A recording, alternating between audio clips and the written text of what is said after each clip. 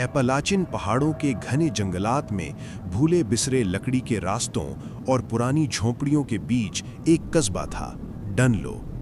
ये वो जगह थी जो कभी किसी नक्शे पर नहीं आई। यहाँ की जिंदगी शराब, पुरानी दुश्मनियों और नस्ल दर नस्ल चलने वाली पुरस्रार कहानियों से बंधी हुई थी। इन पुरानी कहानियों में सबसे पुरानी थी एमस कटर की, एक जंगल का मजदूर जिसके चौड़े कंधे, तेज जुबान और जालिमाना फितरत के किस्से मशहूर थे। वो जनाजों में जोर से हंसने वाला और छुपकर कुत्तों को लात मारने वाला शख्स था। कहा जाता है उसने एक खच्चर को सिर्फ दरिया पार न करने पर मार डाला था, लेकिन उसके गुनाहों का हिसाब तब आया जब उसने दादी सालों की तौहीन की। दादी सालों किसी की असली दादी नहीं थीं, वो एक बूढ़ी पहाड़ी औरत थीं जो तन्हा एक ऐसी झोंपड़ी में रहती थीं जहां लवेंडर और मुर्दा चीज़ों की बू आती थी। वो हर जड़ी बूटी, तावीज़ और भूत की कहानी जानती थीं और ये भी जानती थीं कि कब किसको सज़ा देनी है। एक दिन शिकार के दौरान एमस उससे जा टकराया। नशे में बदमस्त होकर उसने उसका मजाक उड़ाया, उसे दलदली चुड़ैल कहा और जाली जादू करने लगा। उसने उसके सूप का बर्तन गिरा दिया और तावीज़ों को आग में फेंक दिया। दादी सालों ने कोयले जैसे काले आंखों से उसे घूरा। अगर जानवरों जैसा बनना चाहते हो तो बनो, उसने सरगोशी की। उसी रात जंगल में चीखें गूंजने लगीं। किसी ने कहा यह किसी जंगली सूअर की आवाज़ है, किसी ने दावा किया कि उन्होंने एमस को देखा, 2 टांगों पर, लेकिन सूअर की तरह चीखते हुए। सुबह तक एमस गायब हो चुका था। सिर्फ खून आलूद खुरमाई शक्ल के निशान और एक दरख्त की जड़ में धंसाया हुआ कुल्हाड़ा बचा था जिसका दस्ता चबाया हुआ था। तब से हर साल उसी खज़ां की रात को डनलों से एक शख्स गायब हो जाता, हमेशा एक, बिना किसी निशान के, और इससे पहले दूर से सूअर की हौलनाक आवाज़ सुनाई देती मगर वाज़ेह। एमस के गायब हुए 31 साल गुजर चुके थे और उसकी कहानी अब बच्चों की सरगोशियों और नौजवानों की जुर्रत का हिस्सा बन चुकी थी। उन्हीं नौजवानों में एक था एलिया ग्रेजर, दुबला पतला, हाजिर जवाब और अक्ल से ज्यादा बहादुर। एलिया लानतों पर यकीन नहीं रखता था। उसकी दुनिया साइंस, हकाइक और कैमरे की थी। उसका यूट्यूब चैनल था जहां वो भूतों वाले मकामात की हकीकत खोलता था। जब फसलों का चांद निकला और कस्बा खौफ से खामोश हुआ, एलिया को मौका नजर आया। सूरनुमा आदमी एक वहम है, शराब का असर और अंधेरे का खेल, उसने अपने वीडियो में तंजिया अंदाज में कहा। आज रात हम सच सामने लाएंगे। उसने पुराने कटर मकान के करीब जंगल में कैमरा लगाया। अब वो मकान सिर्फ स्याह खाकिस्तर ढांचा था जिसे बेलों और सड़ान ने घेर रखा था। जैसे जैसे सूरज गुरूब हुआ और धुंध छाने लगी, एलिया वीडियो रिकॉर्ड करने लगा। हर बात में तौहीन झलकती थी। बिल्कुल 12 बजे जंगल खामोश हो गया। ना झिंगर, ना उल्लू, कुछ नहीं। फिर एक चीख सुनाई दी, ना किसी सूर की, ना किसी इंसान की, अजीब, बिगड़ी हुई, बहुत ऊंची और बहुत इंसानी। एलिया ने मुड़कर देखा, कैमरा झपकने लगा, दरख्त बगैर हवा के हिलने लगे। फिर पीछे कोई भारी चीज गिरी, एक साया, 8 फुट लंबा, सूर जैसी थूथनी, इंसान जैसा जिस्म, 2 चीरे हुए खुर, खून आलूद कल्हाड़ा। एलिया भागा। वीडियो कट होकर जाम हो गई। शेरिफ एमस ग्रेजर, जी हां, वही कट्टर खानदान का वारिस, अपने भतीजे की आखिरी जगह पर खड़ा था।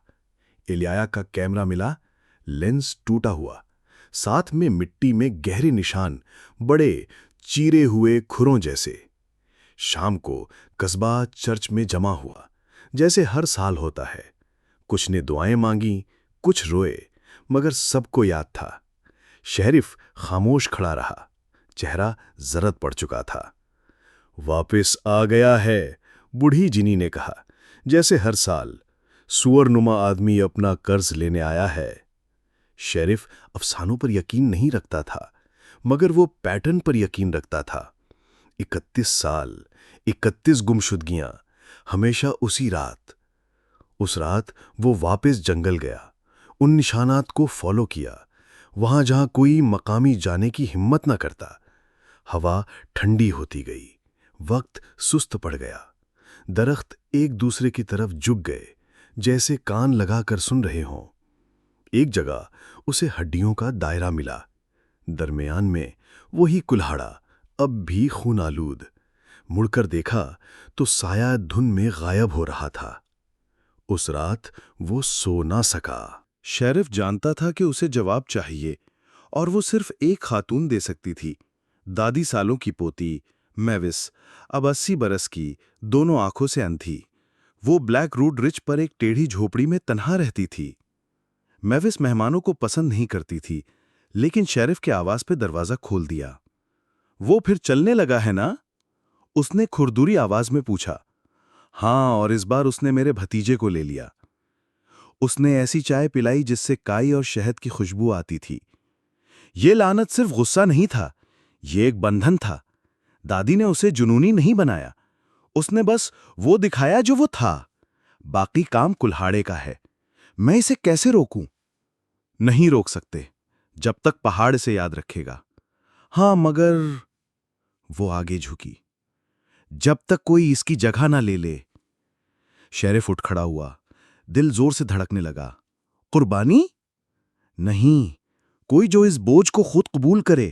غصہ، شکل، جرم، تب جا کے لعنت سو سکتی ہے۔ وہ وہاں سے لرزتے قدموں سے نکلا۔ رات کو پھر وہی چیخ سنائی دی، اس بار اور قریب، اور ایک اور شخص لاپتہ ہو گیا۔ اگلی فصلوں کی چاندنی زنگ کی طرح سرخ نکلی۔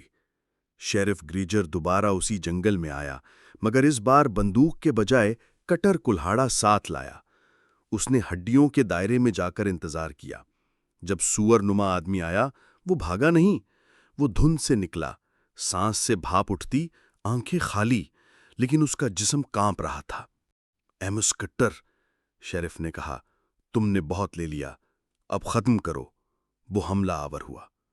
دونوں گتھم گتھا ہو گئے، خون اڑا، درخت چٹخے۔ شیرف نے بمشکل کلہاڑا اس کے سینے میں گھونپ دیا، مگر وہ مرا نہیں، مسکرا دیا۔ موت نہیں، اس نے دھاڑا، منتقلی۔ اور پھر وہ دھواں بن کر بکھر گیا۔ شیرف زمین پر گرا۔ جب آنکھ کھلی، وہ اکیلا تھا۔ کلہاڑا پاس پڑا تھا، مگر اس کے ہاتھ خر بن چکے تھے۔ اس نے چیخ ماری جو صرف ایک سور کی چیخ بنی۔ لعنت نے اپنا نیا وارث پا لیا تھا۔ ڈنلون نے 1 سال بغیر کسی گمشدگی کے گزارا۔ لوگ ہنسنے لگے، بچے رات کو کھیلنے لگے۔